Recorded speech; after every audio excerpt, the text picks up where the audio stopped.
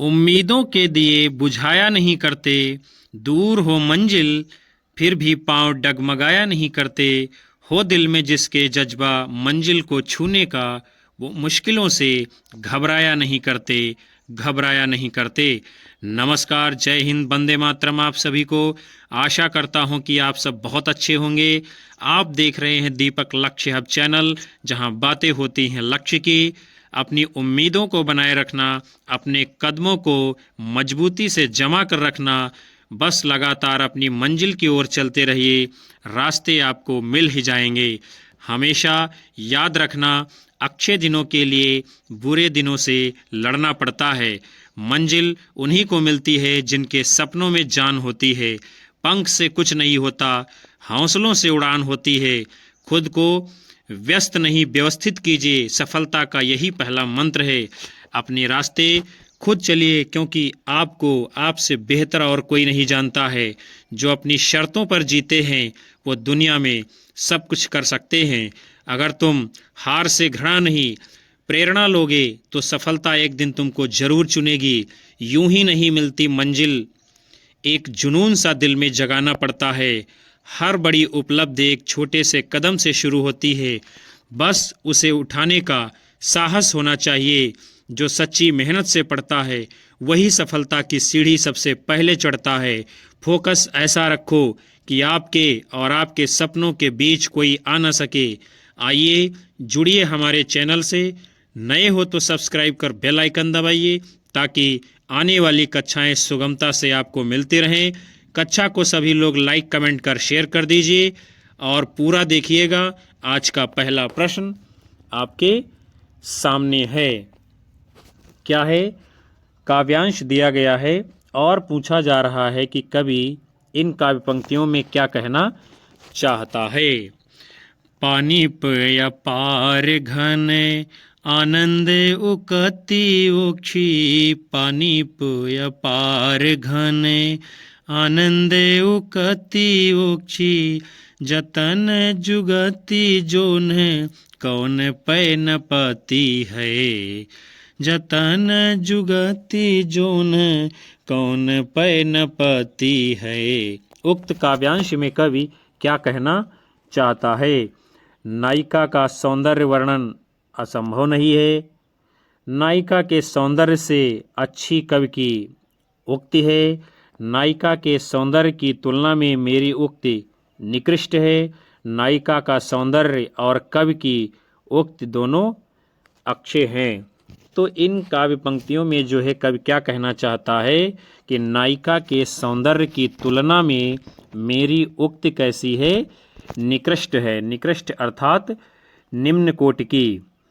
आपका अगला प्रश्न है, जन्म काल के आधार पर निम्नलिखित रचनाकारों का सही अनुक्रम क्या है?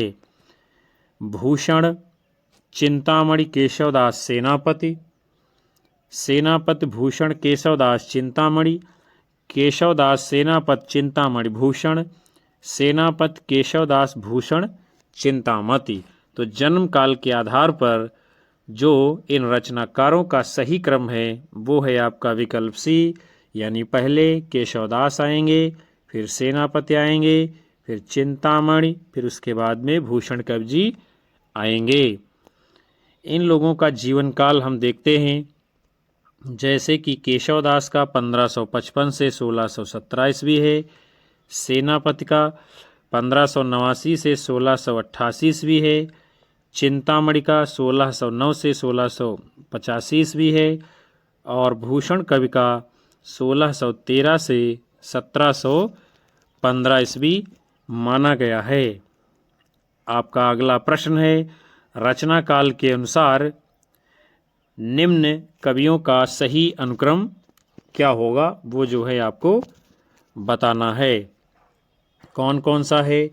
भिखारी दास चिंतामणि देव महाराज जसवंत सिंह, चिंतामणि देव भिखारी दास महाराज जसवंत सिंह, महाराज जसवंत सिंह चिंतामणि देव भिखारी दास, चिंतामणि महाराज जसवंत सिंह देव भिखारी दास। तो इनमें से जो सही अनुक्रम है वो है आपका विकल्प डी, यानी पहले चिंतामणि आएंगे, फिर महाराज जसवंत सिंह आएंगे, उसके बाद देव कवि आएंगे, फिर जो है भिखारी दास आएंगे। फिर आपका जो है हम अगली व्याख्या देखते हैं। इन कवियों का जीवन काल क्या है।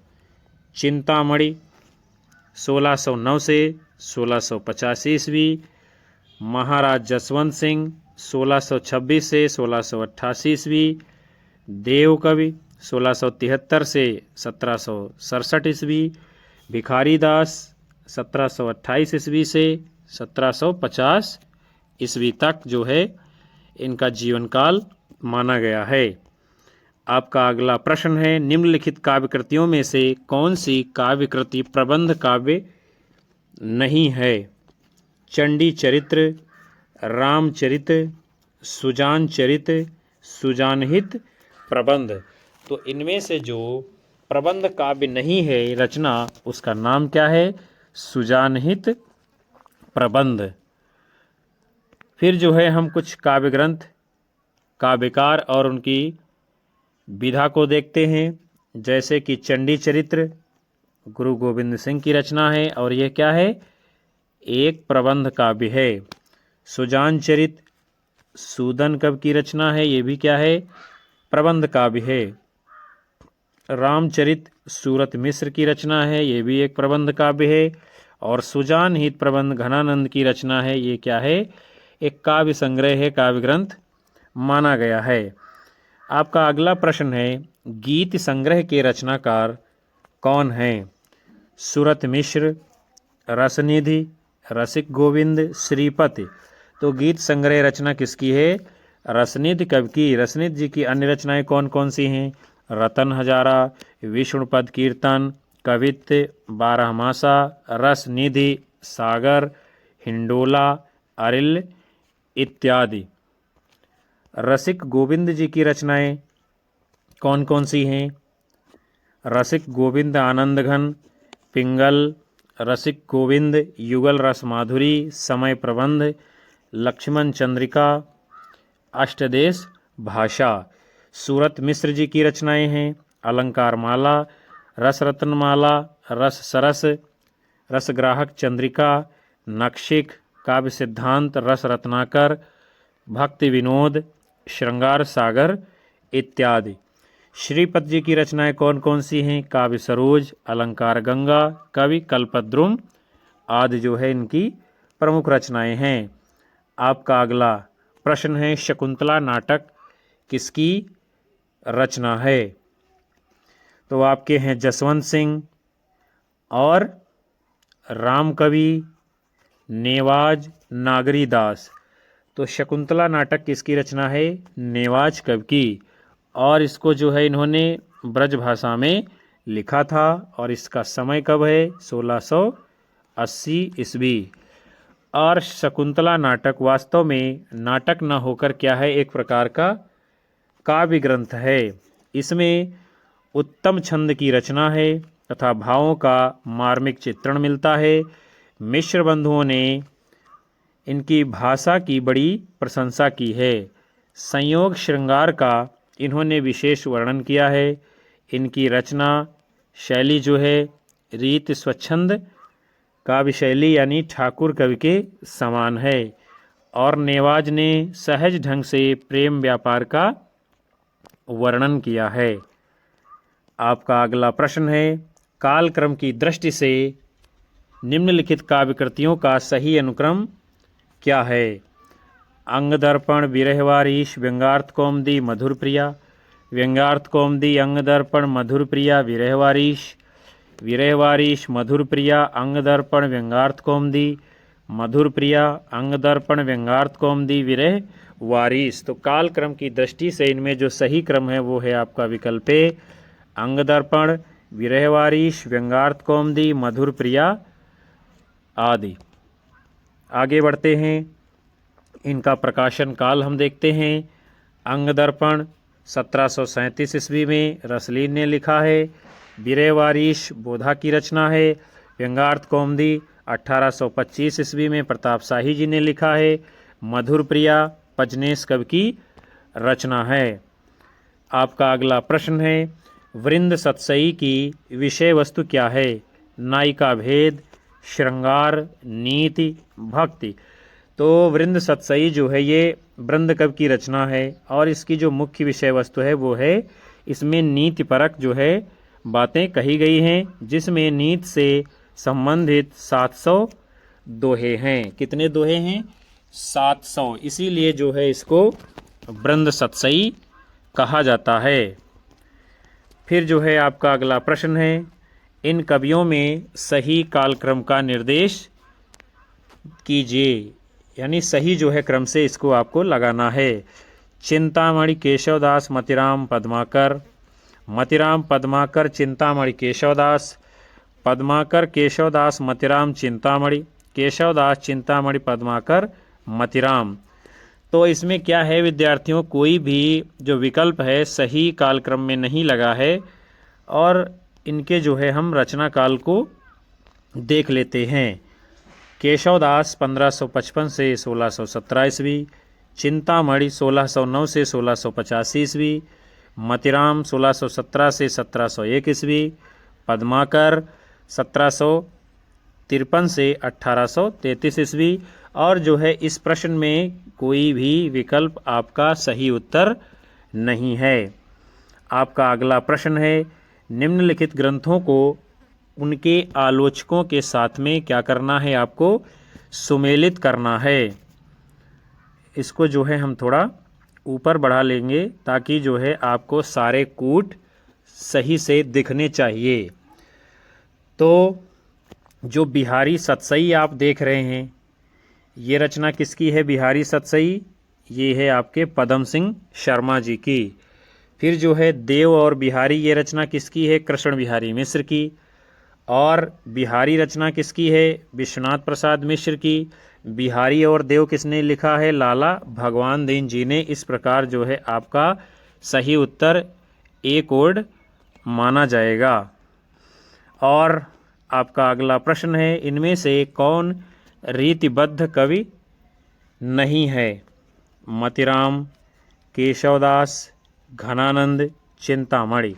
तो इनमें से जो रीतिबद्ध नहीं है वो हैं आपके घनानंद जी, क्योंकि घनानंद की गणना रीति काल में रीति मुक्त कवियों में की जाती है। रीति काल के रीतिबद्ध काव्यधारा के जो कवि हैं जैसे कि केशवदास, सेनापति, जसवंत सिंह, मतिराम, देव, भिखारीदास, पद्माकर आदि। और जो रीति मुक्त काव्यधारा के कवि हैं जैसे कि आलम, घनानंद, बोधा, ठाकुर, द्विजदेव आदि। और रीतिकाल में रीत सिद्ध काव्यधारा के जो प्रमुख कवि हैं उनका नाम है बिहारी लाल जी। और इनका जो जीवन काल है वो 1595 से 1663 ईस्वी माना जाता है। आपका अगला प्रश्न है, कवियों और कृतियों को सुमेलित करना है। तो चलिए हम देखते हैं कौन सी कृति किसकी है। तो सबसे पहले हम देखते हैं ललित ललाम रचना किसकी है? ये मतिराम जी की। रसिक प्रिया किसकी है? केशवदास जी की। भाव विलास किसने लिखा है? देव कवि ने। और शिवा बावनी किसकी है? भूषण कवि की। इस प्रकार जो आपका सही उत्तर होगा वो है आपका विकल्प बी कोड सही माना जाएगा। और आर्या सप्तशती गोवर्धनाचार्य जी की रचना है। फिर जो है अगला प्रश्न आपका है, इन काव्य पंक्तियों को उनके कवियों के साथ में सुमेलित करना है। पंक्ति जो है दी गई हैं, अति सुधौ स्नेह कुमार गुहे, जहने कुशयानप बाक नहीं, तहाँ साँचे चले तजिया पुन पो, कपटी झिझकें जो निसाक नहीं। ये किसकी पंक्ति है? ये तो है आपके जो है घनानंद जी की, जिसमें वो बताते हैं कि जो है प्रेम का मार्ग जो है सीधा सरल होता है, उसमें कुटिलता, चतुराई, टेढ़ापन बिल्कुल भी नहीं चलेगा। फिर जो है आपकी पंक्ति दी गई है, साज चतुरंग वीर रंग में तुरंग चढ़ी। ये ओज की पंक्ति है विद्यार्थियों, जिसमें क्या है चतुरंगिणी सेना जो है युद्ध की भूमि में तैयार होकर के पहुंच चुकी है। तो ये किसकी है? भूषण कवि की। फिर जो है अगली पंक्ति है, गुलगुली गिल में गली चाहे गुनी जन है, किसने लिखा है? तो ये पंक्ति पद्माकर कवि की है। और अगली पंक्ति है, आगे के सुकविरी जिहें तो कविताई, न तो राधिका कन्हाई सुमिरन को बहानो है, किसने लिखा है? ये जो है भिखारी दास जी की पंक्ति है।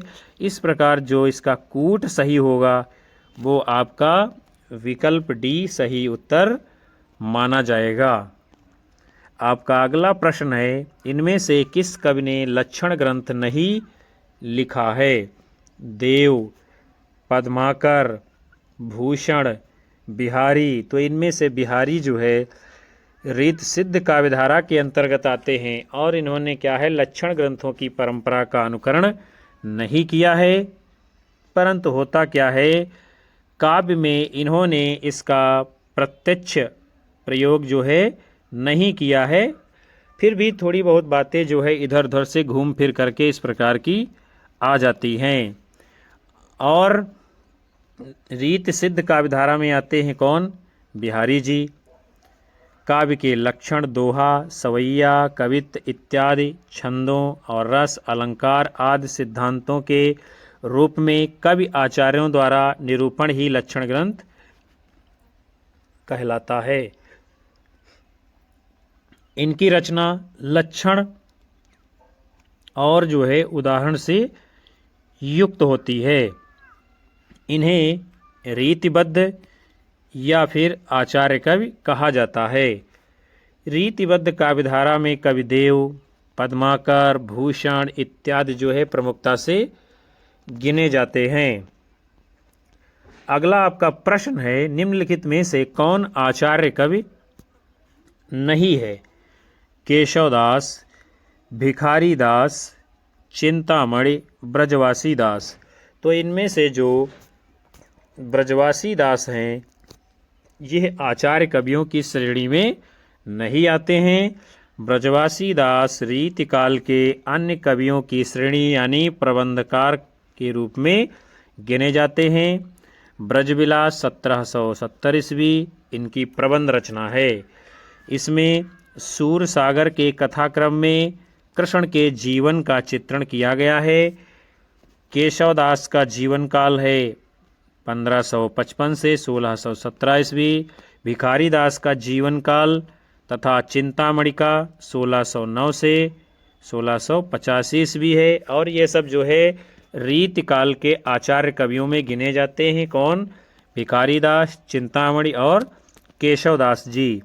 आपका अगला प्रश्न है, रीति मुक्त कवि नहीं हैं? घनानंद, बोधा, जसवंत सिंह, ठाकुर। तो इनमें से जसवंत सिंह जो है रीति मुक्त कवियों में नहीं आते हैं। ये रीतिबद्ध काव्यधारा में गिने जाते हैं। और रीतिबद्ध काव्यधारा के जो कवि हैं, जसवंत सिंह 1626 से 1688 इनका जीवन काल है। चिंतामणि का 1609 से 1685 है। देव जी का 1673 से 1767 ईस्वी है। पद्माकर का 1753 से 1833 ईस्वी है। मतिराम का 1717 में है। भूषण का 1613 से 1715 ईस्वी है। ये सब जो है रीतिबद्ध काव्यधारा के अंतर्गत गिने जाते हैं। और रीतिमुक्त काव्यधारा के जो कवि हैं उनको भी हम देख लेते हैं। घनानंद, इनका जीवन काल 1689 से 1739 ईस्वी है। ठाकुर 1766 से 1833 ईस्वी है। द्विजदेव 1820 से 1869 ईस्वी।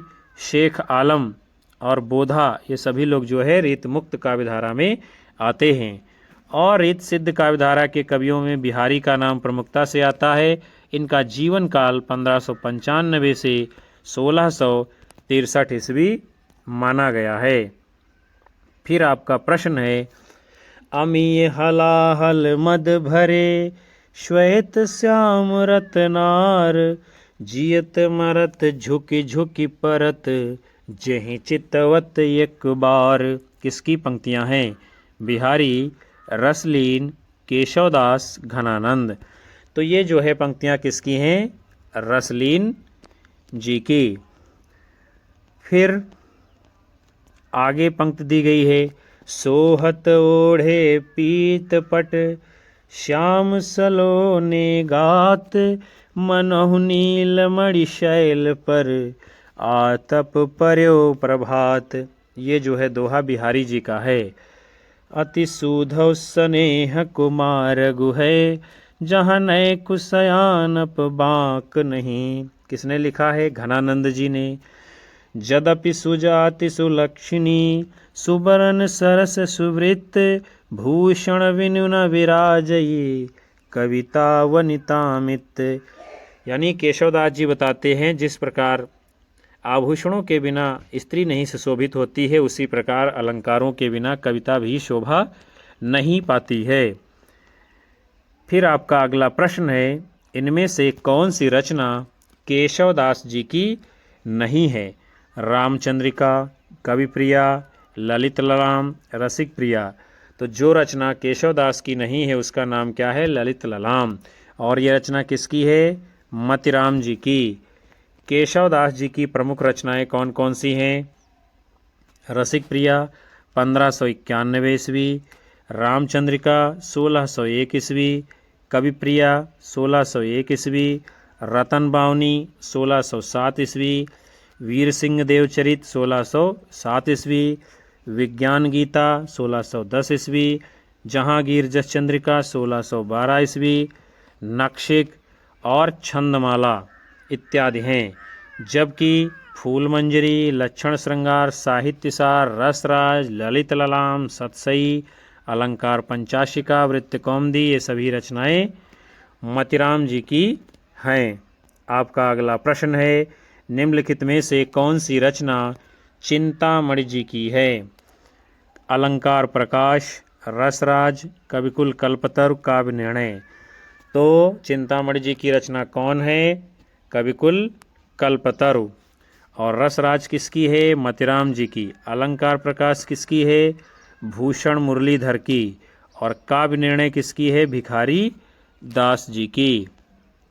आपका अगला प्रश्न है, देव कवि की रचना है, कौन सी है? काव्य निर्णय, रसराज, श्रृंगार निर्णय, भाव विलास। तो इनमें से भाव विलास रचना है देव कवि जी की। इन जो है रचनाओं का हम रचनाकाल और प्रकाशन वर्ष देख लेते हैं। भाव विलास 1689 ईस्वी में किसने लिखा है? देव कवि ने। काव्य निर्णय 1746 ईस्वी में किसने लिखा है? भिखारी दास जी ने।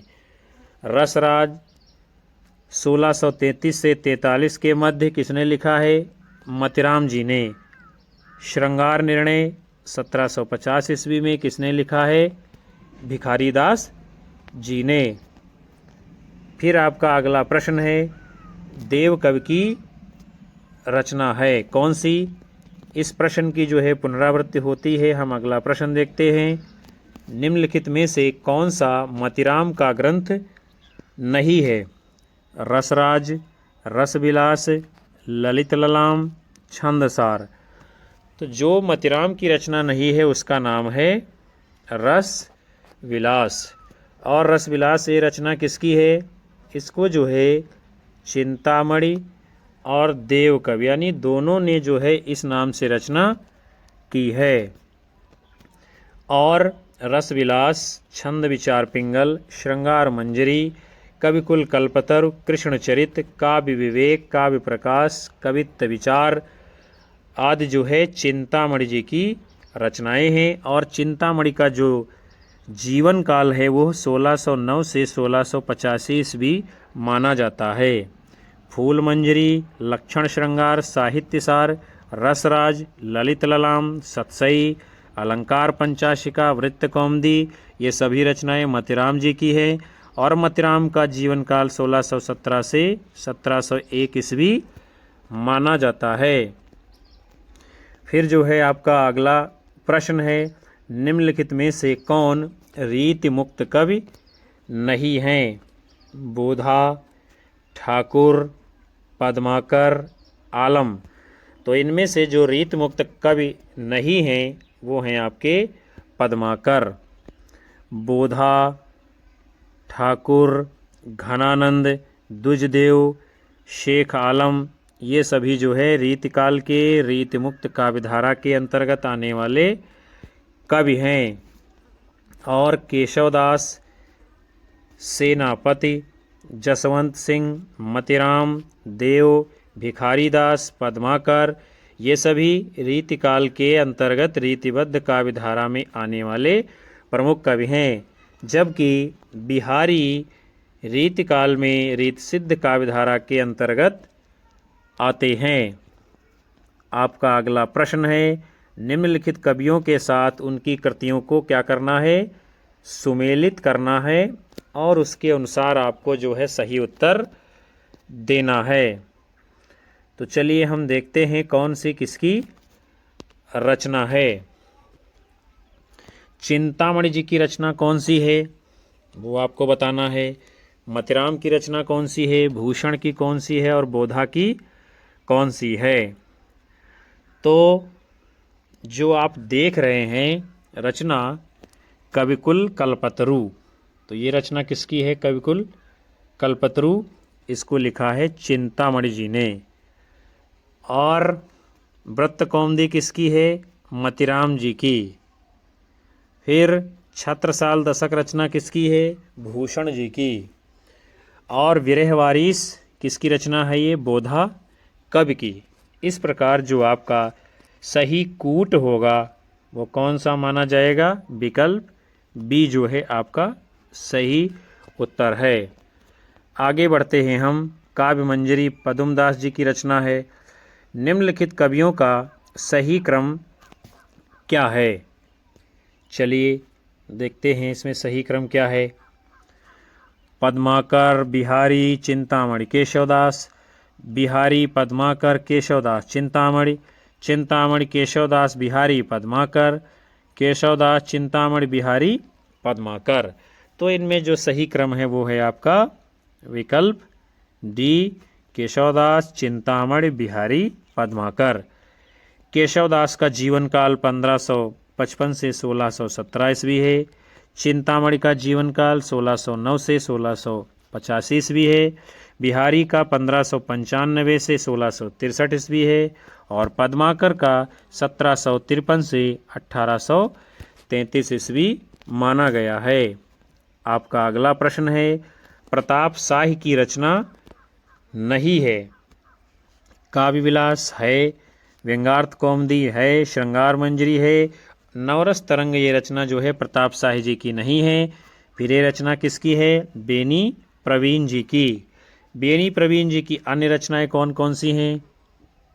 श्रृंगार भूषण, नानाराव प्रकाश, काव्य विलास 1809 ईस्वी, व्यंगार्थ कौमुदी 1825 ईस्वी, जयसिंह प्रकाश, श्रृंगार मंजरी, श्रृंगार शिरोमणि, अलंकार चिंतामणि, काव्य विनोद, जुगल नक्षिक, ये सभी रचनाएं प्रताप शाही जी की हैं। आपका अगला प्रश्न है, छत्र प्रकाश प्रबंध काव्य के रचनाकार कौन हैं? सूदन, लाल कवि, भूषण, पद्माकर। तो छत्र प्रकाश प्रबंध काव्य किसने लिखा है? लाल कवि जी ने। और विष्णु विलास मुक्तक काव्य, सुजान चरित, ये प्रबंध काव्य है, किसने लिखा है? सूदन कवि ने। जगत विनोद, ये लक्षण ग्रंथ है, किसने लिखा है? पद्माकर कवि ने। छत्रसाल दशक प्रबंध काव्य है, किसने लिखा है? भूषण कवि जी ने। आपका अगला प्रश्न है, निम्नलिखित में से कौन नीतिकार कवि नहीं है? रहीमदास नीतिकार हैं, गिरधर कविराय नीतिकार हैं, दीनदयाल गिरि नीतिकार हैं। जो नहीं हैं वो हैं आपके गिरधर दास जी। और गिरधर दास रीतिकाल के अलंकार निरूपक रीतिबद्ध कवियों में गिने जाते हैं। भारती भूषण इनकी जो है प्रसिद्ध रचना है, जो 1833 ईस्वी में इन्होंने लिखने का काम किया था। अगला आपका है प्रश्न, इनमें से किसका समय सबसे बाद में आता है? केशवदास, रहीमदास, घनानंद, पद्माकर। तो इनमें से पद्माकर का समय जो है सबसे बाद में आएगा। रहीम दास का 1553 से 1626 ईस्वी समय है। केशव दास का 1555 से 1617 ईस्वी है। घनानंद का 1689 से 1739 ईस्वी है। और पद्माकर का 1753 से 1833 ईस्वी समय यानी कि जीवन काल माना गया है। आपका अगला प्रश्न है, इन कृतियों का काल के आधार पर सही अनुक्रम कौन सा है, वो जो है आपको बताना है। रसिक प्रिया, श्रृंगार मंजरी, षड ऋतु वर्णन, रस रहस्य। श्रृंगार मंजरी, षड ऋतु वर्णन, रसिक प्रिया, रस रहस्य। रस रहस्य, षड ऋतु वर्णन, रसिक प्रिया, श्रृंगार मंजरी। षड ऋतु वर्णन, रस रहस्य, रसिक प्रिया, श्रृंगार मंजरी। तो काल के आधार पर जो सही अनुक्रम है वो है विकल्प ए, यानी पहले रसिक प्रिया को लिखा गया, उसके बाद श्रृंगार मंजरी, उसके बाद षड ऋतु वर्णन, उसके बाद रस रहस्य। अब इन रचनाओं का प्रकाशन वर्ष क्या है और किसने लिखा है उसको हम देखते हैं। रसिक प्रिया 1591 ईस्वी में केशवदास जी ने लिखा है। श्रृंगार मंजरी 1643 ईस्वी में चिंतामणि जी ने लिखा है। षड ऋतु वर्णन 1650 से 70 के बीच में ग्वाल कवि ने लिखा है। रस रहस्य 1670 ईस्वी में कुलपत मिश्र जी ने लिखा है। आपका अगला प्रश्न है, निम्नलिखित कृतियों को उनको कवि आचार्यों के साथ में क्या करना है, सुमेलित करना है। तो चलिए हम देखते हैं, सूची 1 का सूची 2 से मिलान करते हैं, उसके आधार पर उत्तर देंगे कि कौन सा इसमें सही है। तो रस रहस्य किसकी रचना है, ये जो है कुलपति मिश्र जी की रचना है। कौन सी, रस रहस्य। फिर उसके बाद में आपकी है रस सारांश किसकी रचना है, ये आपसे पूछा जा रहा है। तो रस सारांश किसकी है, ये वो है आपके भिखारी दास जी की। कविकुल कल्पतरु किसकी है, चिंतामणि जी की। ललित ललाम किसकी है, मतिराम जी की। तो इस प्रकार जो आपका सही उत्तर होगा इस कूट में वो माना जाएगा विकल्प बी, जिसमें 2, 1, 4, 3 सही माना गया है। फिर इनका जो है हम प्रकाशन वर्ष देखते हैं। रस रहस्य किसने लिखा है, कुलपत मिश्र जी ने। कब प्रकाशित हुई, 1670 ईस्वी में। रस सारांश किसने लिखा है, भिखारी दास जी ने। 1742 ईस्वी में प्रकाशित हुई। कविकुल कल्पतरु चिंतामणि जी की रचना है, 1650 ईस्वी में प्रकाशन है। ललित ललाम मतिराम जी ने लिखा है, 1661 से 64 के बीच में लिखी गई है। पद्माभरण पद्माकर जी की रचना है, 1810 ईस्वी के लगभग ये जो है लिखी गई रचना है। फिर आपका अगला प्रश्न है, कविकुल कल्पतरु के रचनाकार कौन है। देव, केशवदास, चिंतामणि, भिखारी दास। तो कविकुल कल्पतरु ये रचना किसकी है, चिंतामणि जी की। चिंतामणि की जो अन्य रचनाएं हैं उसको भी हम देख लेते हैं, जैसे कि रसविलास, काव्य विवेक, श्रृंगार मंजरी आदि। देव कवि की कौन कौन सी रचनाएं हैं, भाव विलास 1689 ईस्वी में, भवानी विलास, प्रेम चंद्रिका, सुजान विनोद, प्रेम तरंग, काव्य रसायन आदि। केशवदास जी की रचनाएं हैं, रसिक प्रिया 1591 ईस्वी में, रामचंद्रिका 1601 ईस्वी में, कवि प्रिया 1601 ईस्वी में, विज्ञान गीता 1610 ईस्वी में, छंदमाला इत्यादि। भिखारी दास जी की रचनाएं हैं, श्रृंगार निर्णय, शतरंज शतिका आदि। आपका अगला प्रश्न है, रीति मुक्त श्रृंगारी कवि नहीं हैं।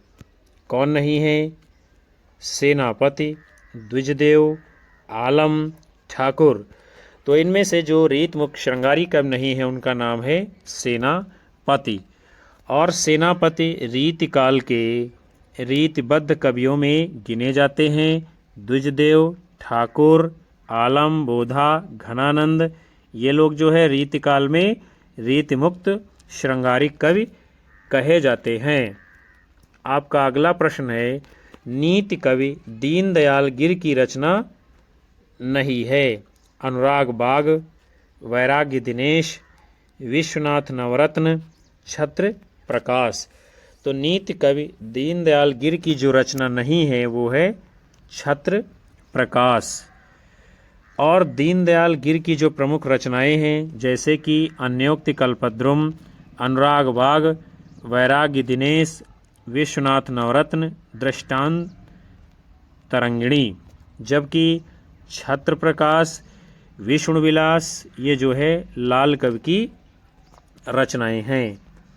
आपका अगला प्रश्न है, विज्ञान गीता किस आचार्य कवि की कृति है? केशवदास, भिखारीदास, पद्माकर, सेनापति। तो विज्ञान गीता किसकी रचना है? ये केशवदास जी की। और यह जो है प्रबोध चंद्रोदय के आधार पर रचित अन्योपदेशिक काव्य ग्रंथ माना गया है। कवि प्रिया, रसिक प्रिया, विज्ञान गीता ये केशवदास जी की अन्य रचनाएं हैं। रस सारांश, काव्य निर्णय, श्रृंगार निर्णय, शतरंज शतिका भिखारीदास जी की रचनाएं हैं। पद्माभरण, जगत विनोद, प्रबोध पचासा, गंगा लहरी पद्माकर जी की रचनाएं हैं। कवित्र रत्नाकर, काव्य कल्पद्रुम सेनापति जी की प्रमुख रचनाएं हैं। आपका अगला प्रश्न है, निम्नलिखित कवियों को उनकी रचनाओं के साथ में सुमेलित करना है, यानी सूची 1 को सूची 2 से आपको क्या करना है? मिलान करना है। फिर जो है कूट के आधार पर आपको उत्तर देना है। तो चलिए हम देखते हैं। ठाकुर ठसक ये रचना किसकी है? ठाकुर कवि की। और सुजान हित प्रबंध किसकी है? ये घनानंद जी की। श्रृंगार लतिका सौरभ किसकी है? ये द्विजदेव जी की रचना है। और माधवानल काम कंदला किसकी है? ये जो है आलम कवि की रचना है। तो इस प्रकार जो सही उत्तर होगा कूट में वो है आपका विकल्प सी। माधवानल काम कंदला इनकी जो है प्रमुख रचना है। ये जाति के ब्राह्मण थे किंतु शेख नामक रंगरेजिन से विवाह कर मुसलमान हो गए थे और प्रेम की पीर या इश्क का दर्द इनके एक एक वाक्य में भरा पड़ा है। और घनानंद जी इनकी रचना है सुजानहित प्रबंध। घनानंद दिल्ली के सुल्तान मोहम्मद शाह रंगीले के मीर मुंशी थे। नादिर शाह के सैनिकों के द्वारा इनकी हत्या कर दी गई थी। ठाकुर जी की रचना कौन सी है? ठाकुर ठसक। क्या है? ठाकुर ठसक। इनका जन्म ओरछा बुंदेलखंड में कायस्थ परिवार में हुआ था और ये जैतपुर के राजा परीक्षित के आश्रयदाता थे। बोधा इनकी रचना है इश्कनामा। इनका वास्तविक नाम यानी असली नाम बुद्धिसेन था। इश्कनामा प्रेम पर लिखा गया ये मुक्तक संग्रह है। द्विजदेव इनकी रचना है श्रृंगार लतिका सौरभ। इनका पूरा नाम महाराज मान सिंह था और ये अयोध्या के राजा थे। आपका अगला प्रश्न है, रीतिकाल के किस कवि ने अपनी कविताओं में ऋतुओं और त्योहारों के साथ जीवन को खूबसूरती के साथ मिलाया है? बिहारी, घनानंद, देव, पद्माकर। तो इनमें से पद्माकर जी हैं जो अपनी कविताओं में ऋतुओं और त्योहारों के साथ जीवन को खूबसूरती के साथ मिलाने का काम किया है। और जो है कैसे मिलाते हैं ये ऋतुओं और त्योहारों को अपनी कविताओं में? जैसे कि फागु की भीर अभीरन में कही गोविंद ले गई भीतर गोरी, नैन नचाए कही मुस्काए लला फिर आई ओ खेलन होरी, लला फिर आई ओ खेलन होरी। यानी क्या है? ऋतुओं और त्योहारों के समय में नायिका बताती है कि फागुन का महीना है और क्या है, गोविंद यानी प्रभु श्री कृष्ण को लेकर के जो राधिका गौरी है वो कहाँ लेकर के जो है उनको भीतर अर्थात जो है निवास के अंदर चली जाती है। और क्या कहती है, नेत्रों को इधर उधर घुमा करके मुस्करा करके कि लला फिर आइयो खेलन हो रही, फिर आना जो है और हम लोग आपस में मिल करके होली खेलने का काम करेंगे। और शुक्ल जी लिखते हैं कि ऐसा सर्वप्रिय कवि इस काल के भीतर बिहारी को छोड़कर कोई दूसरा नहीं हुआ है। फिर आपका जो है अगला प्रश्न है, निम्नलिखित में से कौन सी रचना देव की नहीं है? कविकुल कल्पतरु, भाव विलास, भवानी विलास, अष्टयाम। तो इनमें से जो देव कवि की रचना नहीं है उसका नाम है कविकुल कल्पतरु। ये रचना जो है चिंतामणि जी की है। और रीतिकाल के कवि देव की रचनाएं कौन कौन सी हैं? भाव विलास, भवानी विलास, अष्टयाम, राग रत्नाकर, कुशल विलास, जाति विलास, सुजान विनोद, प्रेम तरंग इत्यादि। आपका अगला प्रश्न है, निम्नलिखित रचनाकारों को उनकी रचनाओं के साथ में सुमेलित करना है और उसी के अनुसार आपको उत्तर देना है। तो हम देख लेते हैं कौन सी रचना किसकी है।